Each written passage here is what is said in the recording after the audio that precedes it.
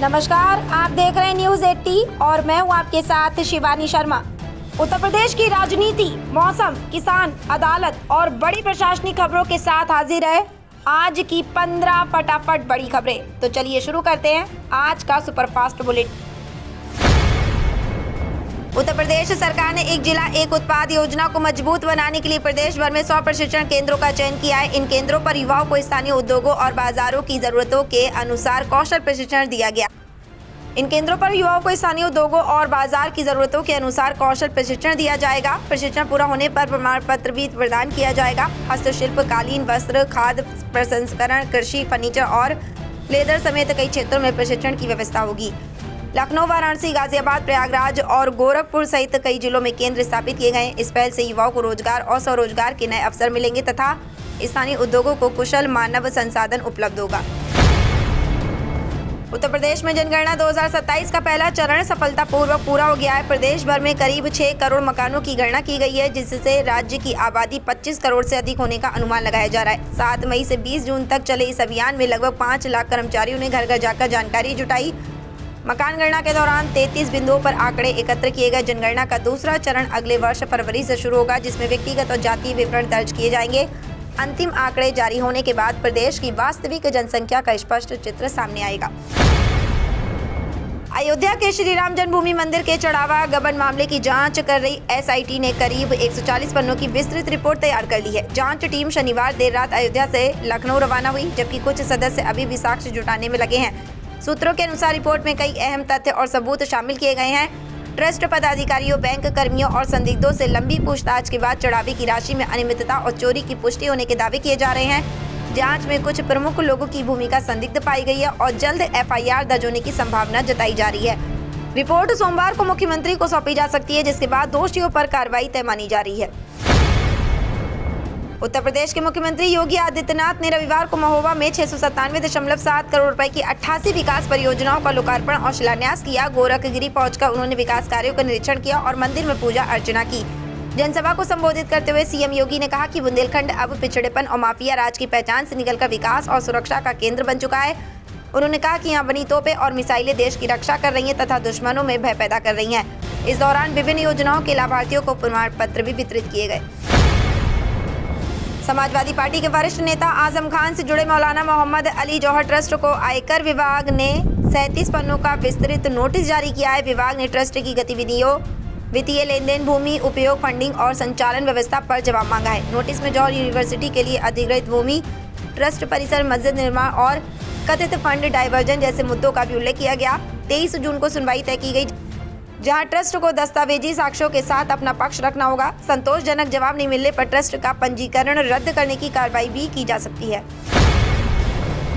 राम मंदिर चढ़ावा गबन मामले को लेकर सियासत तेज हो गई है। समाजवादी पार्टी के अध्यक्ष अखिलेश यादव ने एसआईटी जांच पर तंज कसते हुए कहा कि जांच एजेंसी ध्यान रखे कहीं उसकी रिपोर्ट ही चोरी ना हो जाए।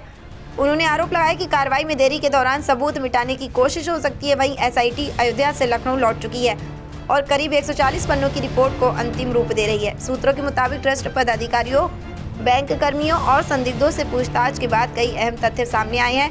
रिपोर्ट मुख्यमंत्री को सौंपे जाने के बाद आगे की कार्रवाई तय हो सकती है।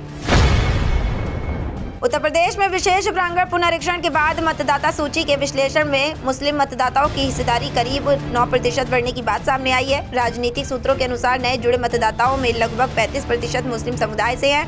वहीं 18 से 21 आयु वर्ग में मुस्लिम मतदाताओं की हिस्सेदारी 25% बताई गई है।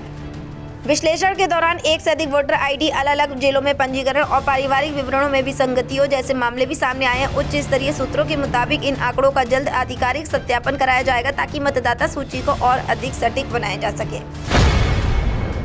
उत्तर प्रदेश सरकार संपत्ति पंजीकरण और नामांतरण व्यवस्था को पूरी तरह डिजिटल और पारदर्शी बनाने की तैयारी में है। नई व्यवस्था के तहत unique property ID, GIS mapping और भू आधार प्रणाली लागू की जाएगी, जिससे किसी भी संपत्ति की पूरी जानकारी एक क्लिक पर उपलब्ध होगी। रजिस्ट्री पूरी होते ही नामांतरण की प्रक्रिया स्वतः शुरू हो जाएगी और लोगों को सरकारी दफ्तरों के चक्कर नहीं लगाने पड़ेंगे। प्रस्तावित सुधारों में संपत्ति स्वामित्व की पूर्व जांच, विभागों के रिकॉर्ड का एकीकरण और रियल टाइम डेटा अपडेट शामिल है।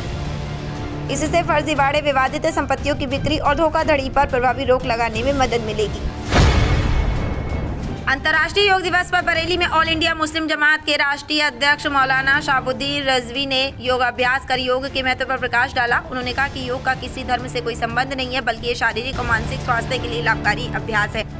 मौलाना ने बताया कि सूफी परंपरा में भी रूहानी साधना के रूप में योग जैसी प्रक्रियाएं अपनाई जाती रही हैं। वहीं बरेली स्पोर्ट्स स्टेडियम में जिला प्रशासन और आयुष विभाग द्वारा आयोजित मुख्य कार्यक्रम में हजारों लोगों ने योग किया। कार्यक्रम में धर्मपाल सिंह भी मौजूद रहे। स्वामी अभिमुक्तेश्वरानंद सरस्वती ने गौरक्षा के मुद्दे पर उत्तर प्रदेश सरकार और मुख्यमंत्री योगी आदित्यनाथ पर निशाना साधा है। उन्होंने कहा कि गौरक्षा को लेकर बड़े बड़े दावे किए गए, लेकिन जमीनी स्तर पर गौवंश की स्थिति चिंताजनक बनी हुई है। शंकराचार्य ने आरोप लगाया कि प्रदेश में गौ तस्करी और गौहत्या की घटनाएं अब भी सामने आ रही हैं। उन्होंने कहा कि जनता अपने वोट के जरिए सरकार को जिम्मेदारी सौंपती है, इसलिए गौरक्षा सुनिश्चित करना सरकार का दायित्व है। साथ ही उन्होंने कहा कि सत्ता से सवाल पूछना और उसे सही दिशा दिखाना संत समाज की जिम्मेदारी है। उत्तर प्रदेश सरकार में मंत्री और ओम प्रकाश राजभर ने एक बार फिर समाजवादी पार्टी में बड़ी टूट का दावा किया है। गाजीपुर में अंतर्राष्ट्रीय योग दिवस कार्यक्रम के दौरान उन्होंने कहा कि सपा में अंदरूनी असंतोष बढ़ रहा है और जल्द राजनीति घटनाक्रम देखने को मिल सकता है। मऊ से विधायक अब्बास अंसारी को लेकर उन्होंने कहा कि वह पहले से ही समाजवादी पार्टी के साथ हैं। राजभर ने सपा प्रमुख अखिलेश यादव पर भी निशाना साधते हुए कहा कि राजनीति में धोखा देना कोई उनसे सीखे।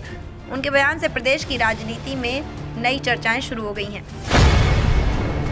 उत्तर प्रदेश विधानसभा चुनाव 2027 की तैयारियों के बीच अलीगढ़ भाजपा की रणनीति का अहम केंद्र बनता दिख रहा है। मुख्यमंत्री योगी आदित्यनाथ 22 जून को जिले में करीब 500 करोड़ रुपए की विकास परियोजनाओं का लोकार्पण और शिलान्यास करेंगे। इसके बाद जुलाई-अगस्त में प्रधानमंत्री नरेंद्र मोदी के दौरे की भी तैयारी है, जहां 50 करोड़ रुपए से अधिक लागत वाली बड़ी परियोजनाओं का उद्घाटन प्रस्तावित है। भाजपा विकास और कानून व्यवस्था को प्रमुख मुद्दा बनाकर पश्चिमी उत्तर प्रदेश में राजनीतिक माहौल तैयार करने में जुटी है। स्थानीय स्तर पर भीड़ जुटाने और राजनीतिक ताकत दिखाने की होड़ भी तेज हो गई है।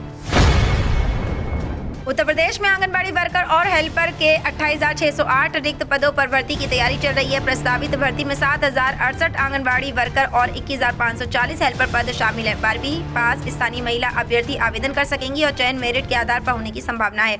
आयु सीमा 18 से 35 वर्ष निर्धारित की जा सकती है, जबकि आरक्षित वर्गों को नियमानुसार छूट मिलेगी।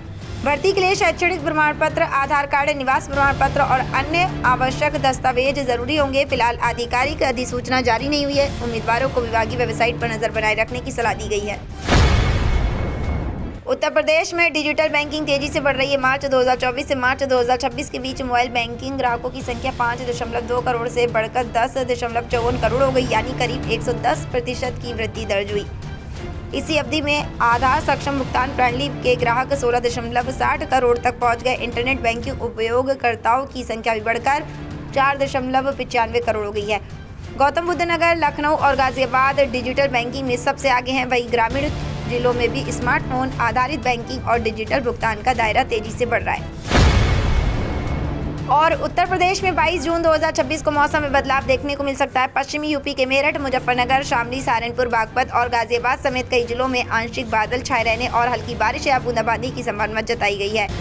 वहीं कुछ क्षेत्रों में गर्मी और उमस भी लोगों को परेशान कर सकती है। मुजफ्फरनगर में अधिकतम तापमान 42 डिग्री सेल्सियस के आसपास रहने तथा कहीं कहीं बारिश की संभावना है। मेरठ और आसपास के इलाकों में भी बादलों की आवाजाही बनी रह सकती है। मौसम विभाग ने किसानों और आम नागरिकों को मौसम अपडेट पर नजर रखने की सलाह दी है। तो ये थी आज की 15 फटाफट खबरें। अगर आपको वीडियो पसंद आया तो वीडियो को लाइक, शेयर व कमेंट जरूर करें। धन्यवाद।